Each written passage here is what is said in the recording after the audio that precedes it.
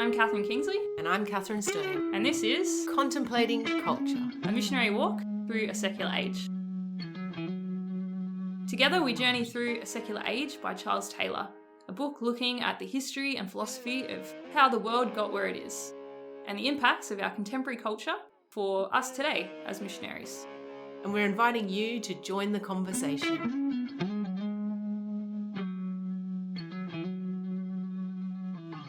Hello and welcome back to Contemplating Culture. Hello everyone.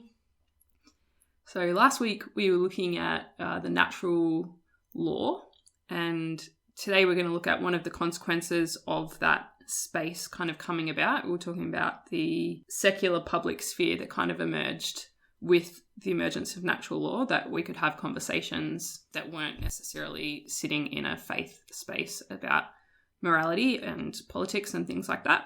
So today I've called Moving Towards the Modern Moral Order. So in order to understand kind of the space of morality that we have now, we're going to be looking at, well, what was it before and kind of how has it moved? So this new modern moral order is a step even beyond just society sitting around natural law, really, isn't it? It's taking us a step further. Yeah, exactly. So how does this kind of shape how we view morality at the moment? So just a little preparation to kind of get the idea of what Taylor's talking about. There's a couple of terms, so hopefully they'll make sense. But he talks about the pre-modern moral order. So think about this is how morality was, I guess, in the pre-modern times. He said there was three things that kind of defined that. The first one was form. So this is working off that kind of Plato idea of there's an ideal form for you, Kat, to be, and your life's work is to reach that ideal spiritual form that you are meant to be. So there's this thing that you're kind of working towards.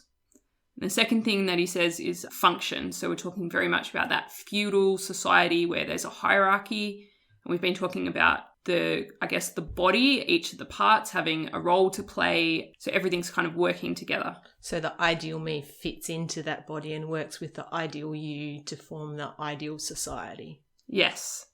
And exactly that then leads to the goal of our ideal society has a goal which is beyond just the individual. There's a higher thing that we're working towards. Which we might, in like Christendom times, have stated as being building the kingdom of God on earth, something like that. Exactly, something like that. And so he says this is going to shift at each of these three levels as we move to the modern moral order. So he says in the level of form, that is no longer there, that there's no spiritual ideal that you're working towards, because we know that you are now the maker of meaning. You're not trying to fit into some external model. So you get to decide what your ideal self is. At a level of function, well, there's nothing in particular that you need to be doing. So everything's equal. Everything's that egalitarian, everything's leveled out. So you can be whatever you want to be, and it's good for you to be whatever you want to be. So if I was born a peasant and I want to be a doctor, that's fine, because I'm not jumping from one level of society to another and breaking up the order. Yeah. Nothing's going to be threatened. Effectively, you're free. And then at the level of goal, well, we're not working towards that organic society of the body all kind of working together anymore. We're really looking at the present moment. So the goal becomes the present moment. And one of the things that I found really interesting that Taylor says is that in the pre-modern moral order, because you're working towards this higher thing, you want to be having people living and people thriving so that they can be fueling the workforce for this thing. So security and prosperity are things that are aiding this goal. Whereas he says in the modern moral order, security and prosperity have become the goal, because we've kind of declined down to the level of just the present human security. So life, security, and the means to life, prosperity, have become the goal. So that's now what sits in the goal slot. And so it's like we were talking about last time, this movement from we to I, this idea that we building the kingdom of God, let's say, and part of that is then we look out for each other in terms of life and prosperity and do this together. Now there is no we, so I've got to look out for me and my life and my prosperity. So that's pretty much my goal in life. That's it. Yeah, that it's no longer a given that society will hold you secure and that you'll be part of the machine that is prosperity. Exactly. You now need to build your own fortress and your own empire. And so Taylor says that there's kind of three things, I guess, that enable this shift across. So the first one being individualism. So that's, I guess, pretty easy to understand, this idea that I'm now the maker of meaning. My life is about me and my prosperity, and whoever I decide to bring into my sphere of influence. The second one is the buffered self. So that's where, if you remember, he's talking about I can choose what I'm affected by from the outside. So if you remember things like disenchantment, where I used to be affected by what happened around me, or spirits or forces or things like that. Whereas now I kind of have a protection layer where with my mind as the maker of meaning, reason, I can logic away even my feelings, that I'm kind of protected, which then means I'm able to flourish in this new modern moral order. And the third one, what I mentioned earlier, the secular public sphere. So we now have a place where we can exist morally that's not within faith. Okay, and that's what we talked about last week, that natural law fills that space. Yeah. And I really enjoy certain elements of Charles Taylor's storytelling, because he kind of says, well, from our perspective, you could look at these three things and you could look at this shift and go, well, that was inevitable.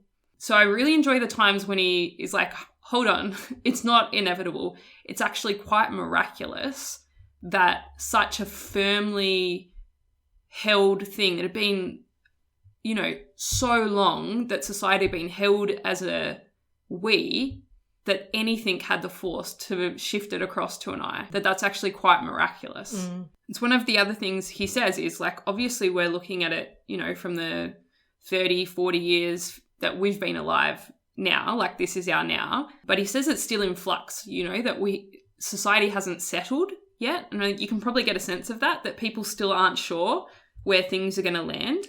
And yet I would say that the continuum, if you like, the pendulum swing away from we towards the I is going further. And we'll see that in some of what we discuss later, that it just seems to keep moving away from we. And that's it. I think that's one of the things that is kind of disconcerting about being alive right now, is that every 5-10 years, something like that, you look back and you're like, whoa, how did we get this far? That you're right, we're still moving. And so I guess, how do you be a moral agent in this time when the moral landscape keeps shifting? So this modern moral order, Taylor kind of talks about as being a society of mutual benefit. And for me, that kind of makes sense. Like, I can kind of conceptualize what that looks like. It's like you scratch my back, I scratch yours. Yeah. And I see that, even in secular people that have no grounding of faith kind of have that mentality of, I'm part of society when it's good for me. And even in the church, like, they look to the church, and there's a tendency within the church to, people turn to religion because it makes them feel good, or because it makes them feel superior, or whatever it is that they pin. But there's got to be a benefit from it, surely. It's not just this thing that people do because they feel they have to. That's it, exactly. That the society of mutual benefit pervades every element of your life, and faith is not excluded. So Taylor says that there's kind of 4 elements of this society of mutual benefit. The first one is that it begins with the individual. So society exists for the individual. There's certain ways that society is actually good for me. And so that's why society exists, for my well-being. The second one is kind of what I was talking about before. Security and prosperity become the goal. So pursue life and pursue the means to life. It's about now and what I can get out of the now. The third one he says is the primacy of freedom. So that idea that I need to consent to whatever it is that's happening in my sphere of influence, which is, I guess, where you get things like democracy. So I need to be able to say, at least I had a voice. And the fourth one being a rejection of any kind of hierarchical order. So that very much drawing everything down to the same level, everyone's equal, everything's, like that there's no one has a special privileged place in this society. Yeah, so that sort of almost tall poppy syndrome really will cut down anything that pops above the ordinary. Fits with our modern Australian society quite well, doesn't it? It does. Yeah. And so I was having to think about, I guess, what are the implications of the society of mutual benefit as our modern moral order that we're sitting in for us? And I guess, what are the ways that we could be doing something in the work of evangelization in this sphere? So I came up with 3 kind of areas, I guess. I'm sure there's lots, but 3 that I thought we could talk about today. So the first one is, I guess, with this rise of individual freedom and autonomy, society used to hold the moral conscience. And now I'm seeing the individual doesn't have a moral conscience held for them anywhere outside them. It sits within, which it always has, but there's nothing supporting the individual now, I guess. So yeah, I'm just looking at a lot of people that feel very morally confused, not sure where to look. And so I think maybe there's something for us there in the realm of conscience development, which we can get to. The second one I was thinking about was, I guess, with the freedom also comes isolation, that there's a lower level of social cohesion and community, I guess. And I know a lot of people are looking for that place of belonging, that place of purpose, that place of connection, that at the same time as they're grasping for freedom and independence, they're feeling lost and lonely. And I wonder if there's something that we can offer into that space. And thirdly, something around with self-fulfillment as the goal, with fulfilling my life and having a prosperous life, whatever I define that as being. What does that mean for my relationships with other people? And I'm just seeing more and more my conversations with people pastorally are about friendship breakdown. And I just find it so fascinating that I guess maybe there's something to do with the skills of how to have friendship in a society of mutual benefit. Yeah, so I was thinking, I guess I've always looked to you, Kat, as someone with a very strong sense of conscience, and you really inspire me in that way. So I was wondering if you could talk us through something around that element of conscious development. So when we've got individuals who are now free, autonomous, what can we be doing to help people form their conscience in a way that's going to be helpful for them in this society of mutual benefit? Well, it's funny, isn't it? Because I think that largely the problem we have is one of still, in a way, the ease with which you can be carried by a communal conscience. So most of us grow up having our conscience formed, if you like, by our parents, our teachers, that sort of thing. And it's increasingly confusing, and it might increasingly be a problem at younger and younger ages. But let's just sort of stick with the world as we've known it, that it's only, later in the teenage to young adult years that you start developing this, hang on a minute. Yeah. Do I really believe that? Do I really want that? Are you imposing your will on me? I don't have to think like you. And then almost that teenage rejection, rebellion of a conscience seen as imposed by authority. It's like we kick into this space of individualism. But then there's this grey space. Well, where do I build from? What do I hold to? Am I just pushing back against the sense that this is imposed, but I actually truly have a faith that's real that I now need to construct my moral conscience from? Yeah. And how far does that faith involve the church? Is the church part of what I'm pushing back on? Or is it that sense of doing what my parents and teachers say? And I need to, and I see this in some people. Some people then dig into church documents and church teachings for themselves and come out with a sense of strength. I know this for myself. This is my conscience formation. Yeah. Some people see the church as so intricately involved in the we that they're rejecting that they need to build from somewhere else. Or they need to, I guess this is where we fall back on that natural law space. They need something that seems to sit apart from the we that they're rejecting to build upon. And it doesn't necessarily mean that they'll never get back to the we that they're rejecting, but their moral conscience needs to be based on something else. And I think that's where natural law has its own strength. Yeah, and it's true. So I've been learning Spanish on Duolingo, and I reached this point where I was like, wow, I feel like I neglected English at some point. I feel like I stopped developing English probably, somewhere in high school.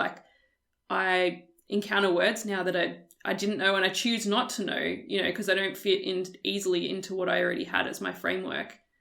And so I went on this little mission to kind of increase my English skills. And I think we have a couple of ESL sisters that learn the grammar around English. And we always find it surprising when they're talking to us about the English grammar, because I guess we didn't really learn it. You just kind of know it, by that sounds right, that sounds wrong.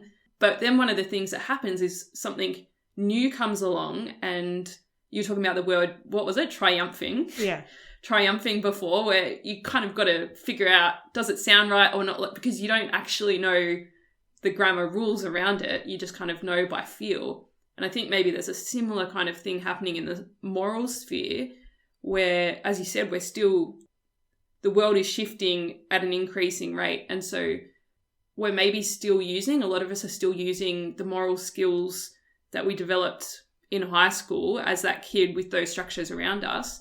And that since then, we're kind of, using that to try and navigate the sphere rather than developing new skills of moral conscience, which becomes tricky then when you get new situations like gender identity or things like that suddenly it's like, oh, I don't have the skills to deal with this. Yeah, it's true. And more than that, I think your example is quite poignant because when I'm trying to determine if something is good English, I go by the feel. I have this instinctive sense of that sounds right, that looks right, so I'm going to trust it. Yeah. Translate that into the moral sphere, and how many of us go by the feel? That feels right. Love equals love. That feels right. It feels good. I'm going with that. How true is that about how our society works? And my feeling right about triumphing being a word might be actually wrong according to the rules of grammar. Mm-hmm. But I'm never going to know because I'm quite confident in my sense of feel of the English language because I do a lot of reading. Yeah. And, my lot of reading has given me an instinctive sense of what is right, and I'm happy there. Mm. And I think that's the world of the moral conscience that we live in right now. It's funny because if you look back in history, you see at the time of the Reformation when this swing towards individualism is beginning, Ignatius sees it as necessary to give people who do his spiritual exercises a set of rules for thinking with the church, mm-hmm. which are essentially all about helping them to, if you like, move with the church, think with the church on different issues. Because obviously the Reformation is a great moment in time where people suddenly start thinking individually. Okay. And so there's already this movement at that point towards thinking differently and needing help. Yeah. If you like. Yeah, that doesn't even sit into a framework that I can understand. Yeah.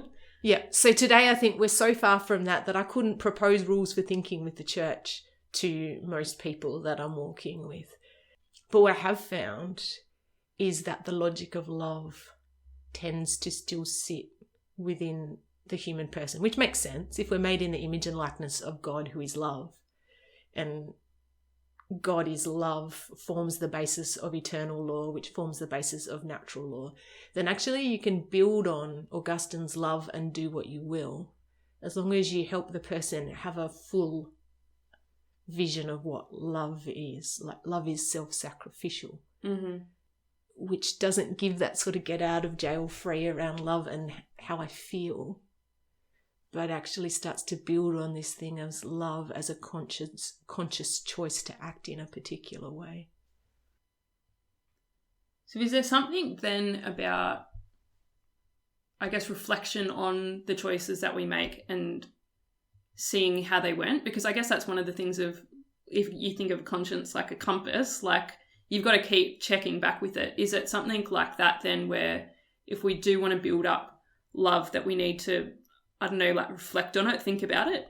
Yeah, I think that the tradition of examination of conscience, or the Ignatian examen of consciousness, where you're looking back and essentially understanding that we learn from perhaps our mistakes, you know, the compass has gone in the wrong direction, I have to right that a bit.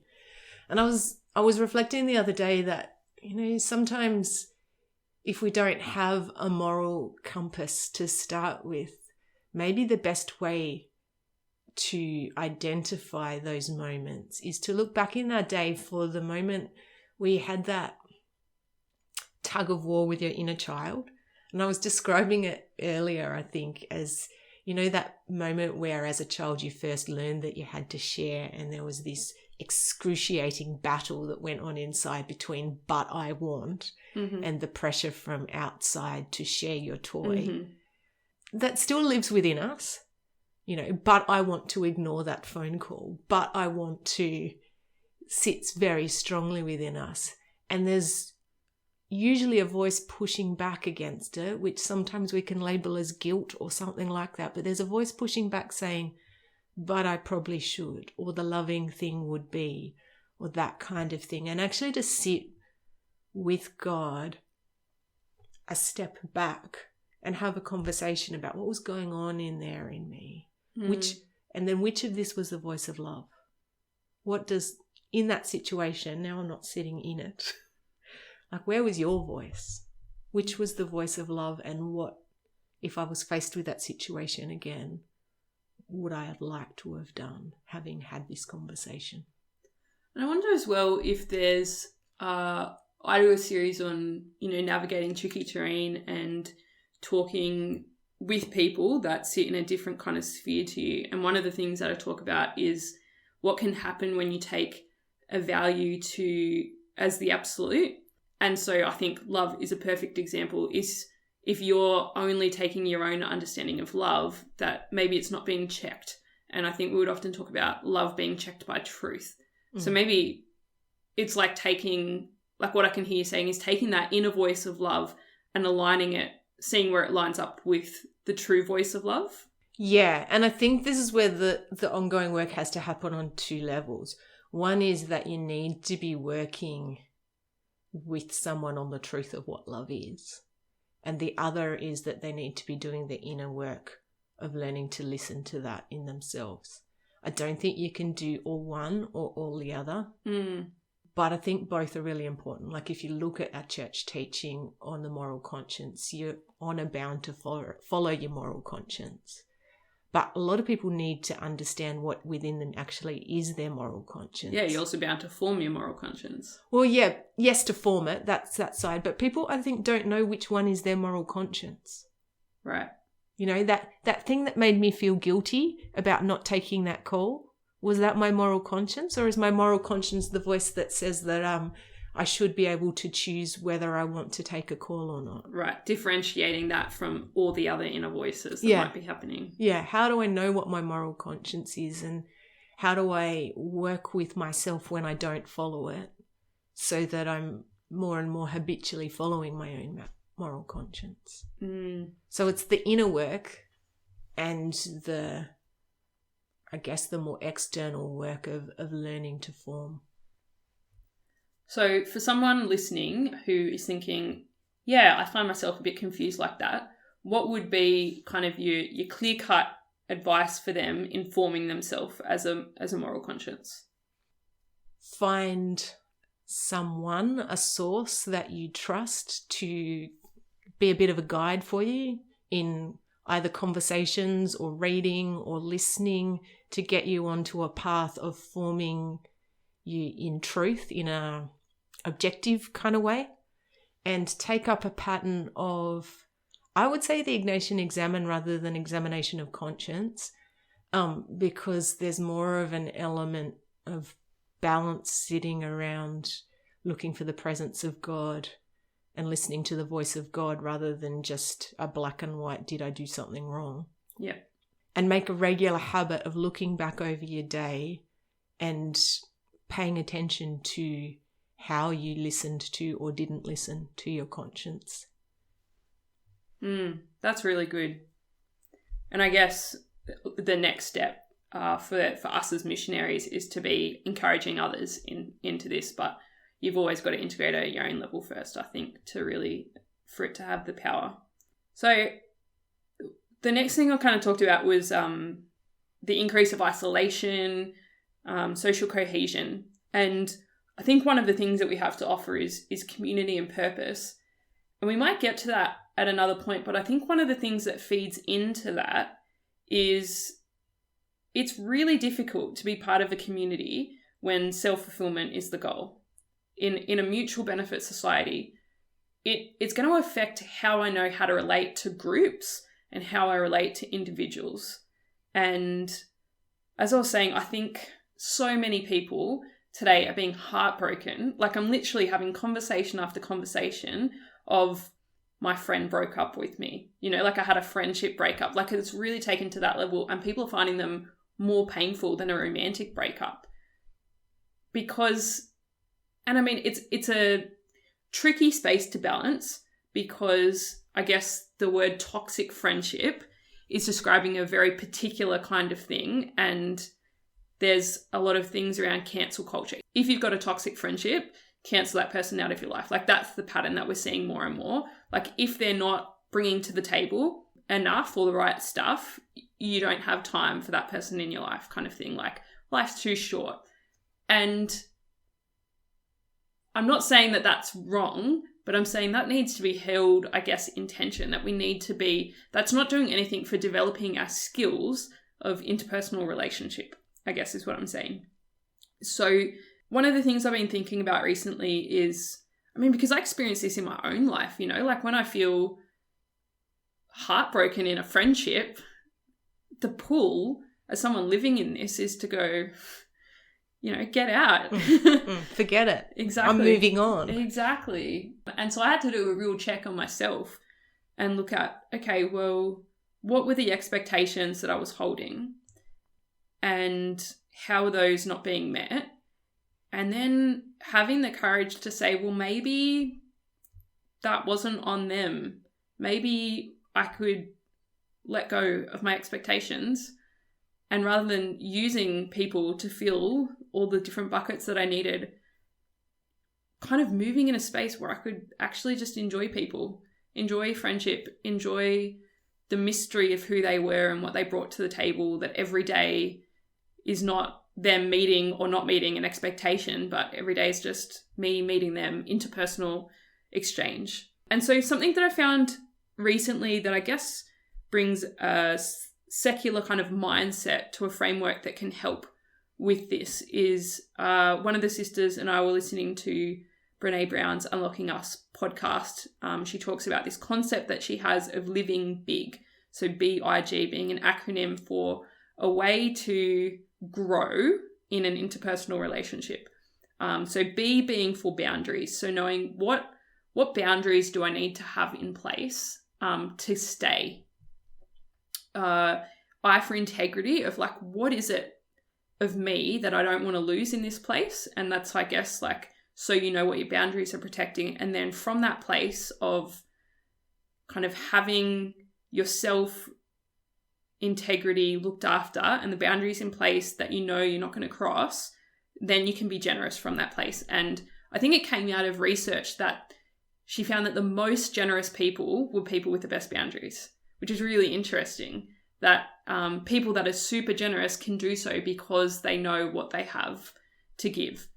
Yeah, and I guess the whole idea of boundaries is something that like you were my formator coming through the sisters, and you had a very strong sense of boundaries that I felt very blessed by.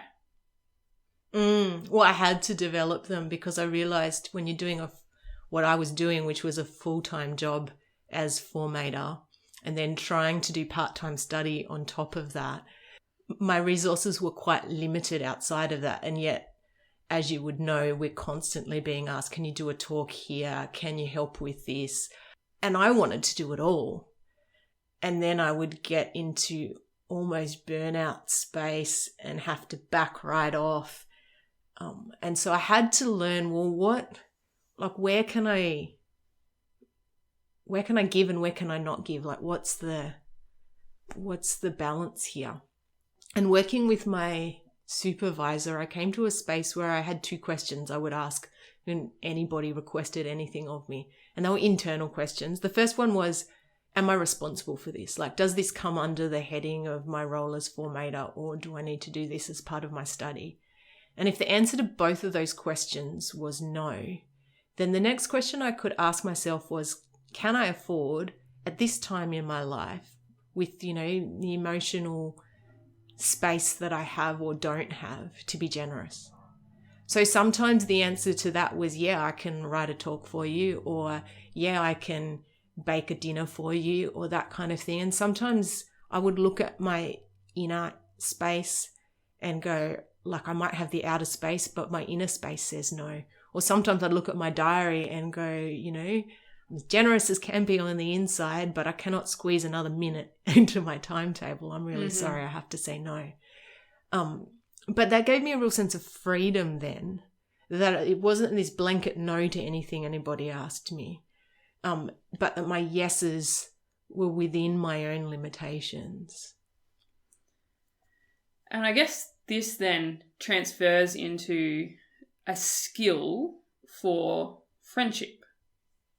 That because at no point are you expecting for that thing to feed back into you. You're operating from a point of self-gift.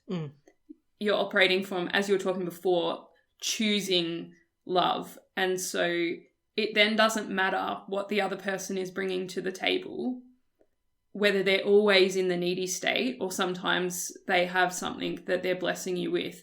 Once you've made that decision of love, you have a framework to sit that love around. And something I think about the distinction between having a friend and being a friend.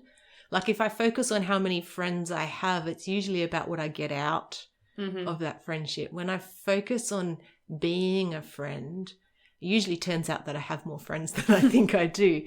But I'm heart focused on giving. I'm heart focused on who I am in the world to those people, how I look at those people, not on whether or not I'm getting anything back. And that whole choosing love, in my head anyway, that's what friendship is, that we choose to be a friend to this person. I choose to include that person into the circle of the people that I love. And it's almost a for better, for worse kind of game. That person might go through huge stages in their life where they're super needy. And to the extent that I can, maybe I am constantly being generous and not getting much back in the sort of mutual benefit sort of way. But then there'd be other friends, Jesus being the prime example, where I feel like I'm mutually not giving much back. Like, why would Jesus want a friend like me? He's constantly having to forgive my sins. He's constantly having to sort out my issues. I'm always asking for more. Every now and again, I remember to be grateful. I'm sure that that's in a tiny percentage of what he gives me. And it's a great point, because what you're talking about is looking at the bigger picture of not just this one relationship, but this relationship over time, and this relationship as one of all of my relationships. Whereas I think what the Society of Mutual Benefit wants us to do is to focus on me right now in this present moment, which means that we can't see the ebbs and flows of friendship, and we can't see that actually, yeah, maybe this one I will be giving more for the entirety of the friendship, but that's okay because I'm held in check by the other friendships that are giving more. And if you don't have a relationship with the eternally generous Jesus, it's really difficult to then hold space for other people. But like, I've been really struggling this year with this because of that parable where, you know, the guy's forgiven a huge debt, comes down and he doesn't want to forgive the tiny little debt. I think that the same thing applies, that if you know how generous the friendship is that God offers us, you can afford to be so generous in every other relationship. But I think another point, like Jesus is such a good example, right? Because he's sitting there at the Last Supper and he knows what's going to happen. He's not being generous, giving his whole self because he's getting anything back. He's doing it not expecting anything back either. He's doing it because that's who he is. And he actually like delights. He's been aching to be able to love.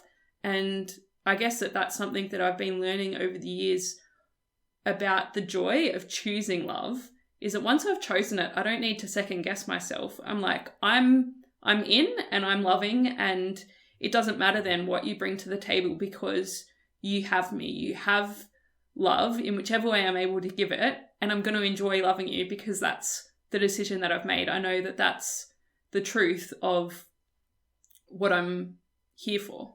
And I think, sorry, I'm going to go on a slight tangent from that, but I think there's something in what you brought there of what we talked about the other week of like natural law only takes us so far. Yes. And then the revelation of God's love that we see in Jesus, that love is self-sacrificial in nature. It's self-emptying, is actually what completes us as human beings. And that, that goal that we've suddenly missed of moving towards this ideal of the kingdom, this ideal self, is we've lost that transcendent sense of a love that is so much bigger than any logic can take us to. And that self-sacrificial element is what enables us to keep loving where there's no love given back. Yeah. And it's honestly, probably for that reason, I think one of the biggest proclamations we can make into the world is to keep loving with self-sacrificial love that doesn't make sense, that doesn't fit into logic, because people start being like, hey, whoa, you are not operating in a society of mutual benefit. Like, how can you do that? Like, and the world honours it. Watch the turnout for Anzac Day, for instance, that there's some kind of instinctive knowing that this kind of love, that laying down of your life, that is worth honouring, that like people see the love that is bigger than what is normal around us. To an extent, I think, because I also see people encouraging their friends to cancel the friend that's giving nothing back. So it's fascinating, isn't it, that when it's an interpersonal thing versus whether it's a out there thing, I don't know, it's very fascinating. And I guess it's probably because we are still in that state of flux. We're still trying to see where it settles, that it settles on different things at different times. And for different people, it probably is different as well. But yeah, it's not like a firm, this is okay, this isn't okay. But that movement, that pendulum swing, the continuum that's still going, you see very clearly in that sort of cancel culture. And I think the thing that breaks my heart is in the same society where the likes of Brene Brown and others are speaking about, how to have hard conversations and that sort of thing. We have a society where it, if I'm not getting anything back from this friendship, what's the point of having the hard conversation and sorting out this misunderstanding that we've had? Because I can just cancel you and my life will be fine. Your life will be better, I can guarantee. You won't have to deal with any of that Absolutely. muck. But there's something about that is what we're on about. Like, it's the gospel. Jesus came for the muck.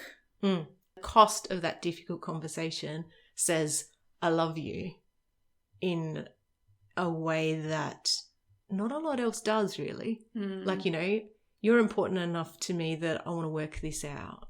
It's a funny thing, really, isn't it, when you're talking about conflict res? But so I guess maybe the offering today, I really enjoyed yours, Kat, about seeking someone to have objective kind of input around morality and being able to take a daily kind of examine of looking back, reflecting on where that internal movement was and where it was lining up with God's truth.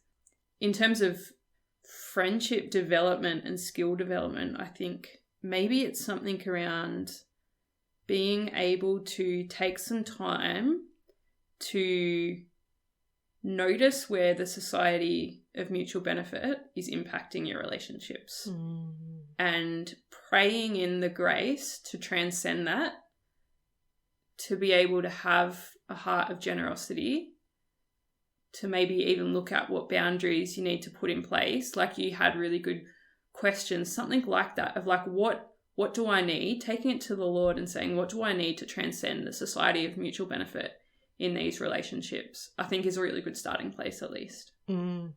Yes, that's a lot of work. And so next time, I know we said that we'd be moving there, but this is what Taylor does, right? Is he's in Modern Social Imaginaries. We're 2 whole episodes in, and he hasn't.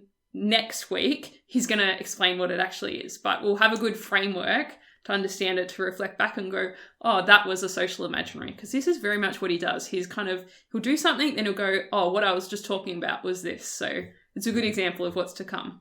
Great. I look forward to knowing what a social imaginary really looks like. All right. See you next time, everyone. Bye.